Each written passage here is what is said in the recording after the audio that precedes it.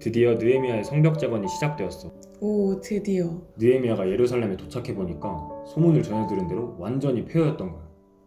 뿐만 아니라 거기 사는 백성들이 오랫동안 힘들게 살다 보니까 다들 지쳐있고 자신감도 없고 희망을 포기하고 있었지. 느헤미야가 그런 예루살렘에 와서 조용히 성벽을 조사를 해. 그것도 밤에. 밤에요? 왜요? 성경에 나와 있진 않아서 잘 모르는데 아마도 느헤미야가 준비를 철저히 하는 성격이다 보니 어떻게 성벽을 재건해야 할지 혼자서 계획을 세웠던 것 아닐까? 워낙 철저한 느헤미야이니까 그랬을 것 같아요. 그리고 마침내 느헤미야가 백성들을 불러 모아. 그리고 이렇게 말하지. 여러분은 우리가 어떤 고통을 겪고 있는지 알 것입니다. 예루살렘은 폐허가 되었고 그 성문들은 모두 불타버렸습니다. 자, 이제 예루살렘 성벽을 다시 쌓읍시다. 그래서 더 이상 이런 부끄러움을 당하지 않도록 합시다. 그리고 성벽 재건이 시작이 돼. 느헤미야 3장에 보면 느헤미야가 얼마나 구체적으로 계획을 잘 짰는지, 그리고 성벽 재건에 참가한 사람들의 명단과 그 사람들의 맡은 일을 다 기록하고 있어. 와, 진짜 자세하게 기록이 되어 있네요. 뿐만 아니야. 많은 사람들이 자기 집 주변에 성벽을 재건하도록 계획을 짠 거야. 아, 그러면 사람들이 성벽을 더 열심히 재건했겠는데요? 자기 집 근처니까. 그치. 느헤미야가 참 지혜롭게 사람들을 이끌었다는 걸 알 수가 있어. 개인의 유익과 공동체의 유익을 절묘하게 조화시켜서 모두가 열심히 일할 수 있게 해줬지. 그런데 그렇게 무난하게 성벽을 재건하나 싶었는데 방해꾼들이 나타난 거야. 누가요? 산발락과 도비아라는 사람을 대표해서 예루살렘 주변에 살았던 여러 민족들, 아라비아 사람들, 암몬 사람들, 아스돗 사람들이 반발하기 시작한 거지. 그 사람들이 왜요? 예루살렘 성벽이 재건되면 자연스레 유다 백성들이 모여들 것이고, 그러면 유다 백성들이 다시 예전처럼 강해질 테니까 주변 민족들 입장에선 경계가 되겠지. 아, 그렇구나. 그래서 여러 가지 방해를 해. 사람들을 모아놓고 저렇게 해봤자 다 무너질 거다 면서 비웃기부터 시작해서 한창 성벽 재건 중인 예루살렘을 쳐들어가자고 소문을 내기도 해.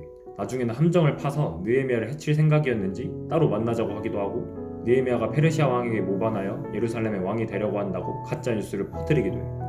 와, 진짜 너무하네요. 그런데 느헤미야는 대적들의 이 모든 방해를 뚫고 마침내 52일 만에 성벽을 재건하게 되지. 어떡해요? 이렇게 방해가 심한데? 그 비결이 바로 오늘 본문에 나와 있어. 그들은 예루살렘에 해를 끼칠 궁리를 했습니다. 예루살렘에 와서 싸움을 걸고 혼란에 빠뜨릴 계획을 세운 것입니다. 그래서 우리는 하나님께 기도드렸습니다. 또한 경비병을 세워 밤낮으로 지키게 했습니다. 와, 느헤미야. 또 제일 먼저 기도하네요. 그동안 수련회 공과 열심히 했구나. 맞아. 여기서도 느헤미야의 리더십이 핵심에 드러나지. 그는 무슨 일이 터지면 가장 먼저 기도로 승부를 보는 사람이야. 네, 맞아요. 느헤미야 하면 이제는 기도밖에 안 떠올라요.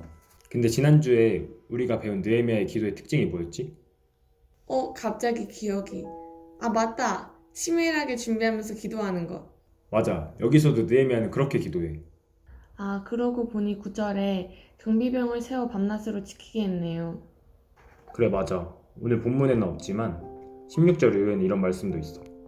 그날부터 내 종들 가운데 절반은 성벽 쌓는 일을 하고 나머지 절반은 창과 방패와 활과 갑옷으로 무장을 했습니다. 그리고 관리들은 성벽을 쌓는 유다 백성 뒤에 섰습니다.